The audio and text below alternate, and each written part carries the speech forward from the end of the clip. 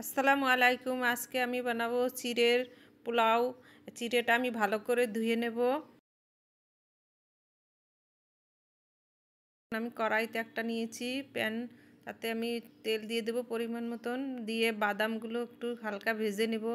একটু বাদামগুলো ভেজে নিলে ভালো হয় আর কি, মুখে কাঁচা কাঁচা পড়ে না। বাদামগুলো আমি সুন্দর করে ভেজে নিছি। এখানে সবজি পেঁয়াজ, কাঁচামরিচ, আলু, ক্যাপসিকাম, গাজর আর কারিপাতা, কটা কারিপাতা দিয়ে নিলাম। তারপর পেস্ট দিলাম। পেস্টটা দিয়ে একটু হালকা নেড়ে চেড়ে তারপর আমি দিয়ে দেবো এতে একটু নুন।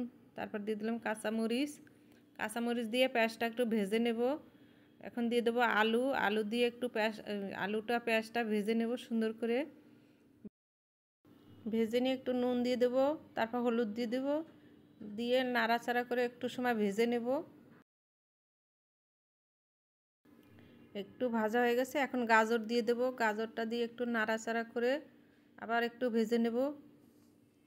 ভাজা হয়ে গেছে, এখন 1 চামচ ঘি দিয়ে দেব। 1 চামচ ঘি দিয়ে দিছি। এখন ঘিটা দিয়ে ভালো করে নেড়ে চেড়ে নেব। সুন্দর করে একটু নেড়ে চেড়ে নেব। তারপর দিয়ে দেবো একটু ম্যাগি মশলা। ম্যাগি মশলাটা দিলে একটু টেস্টটা ভালো লাগে।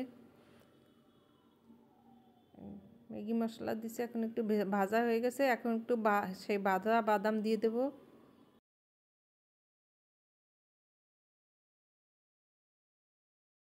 ভেজে নিয়েছি। এখন নাড়াচাড়া দিয়ে ঢাকনাটা দিয়ে ঢেকে দেব। একটু পর ঢাকনাটা খুলে ক্যাপসিকাম দিয়ে দেব। ক্যাপসিকাম হয়ে গেছে, এখন আমি চিড়েটা দিয়ে দেব। চিড়েটা দিয়ে সুন্দর করে মিশিয়ে নেব। নেড়ে চেড়ে ভালো করে মিশিয়ে নেব।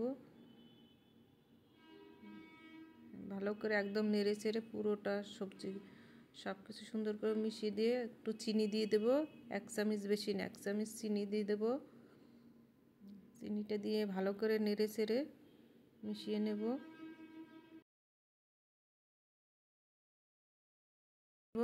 তারপর দিয়ে দেব হাফ হাফ লেবু, অর্ধেকটা লেবু দিয়ে দেব। লেবুর রস দিয়ে ভালো করে চিপে একটু নেড়ে চেড়ে আবার ধনেপাতা দিয়ে দেব উপর থেকে।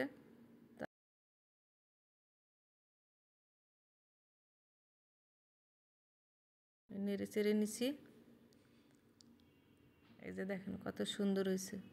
এই যে এখন আমি পরিবেশন করব।